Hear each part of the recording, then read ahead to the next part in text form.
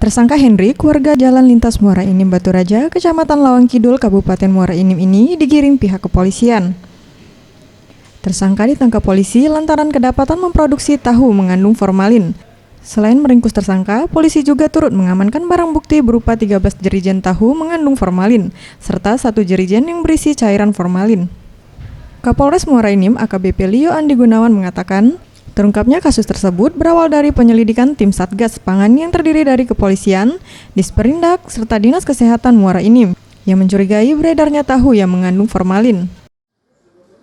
Dari tim kita melakukan penyelidikan, menemukan ada indikasi tahu yang mengandung formalin.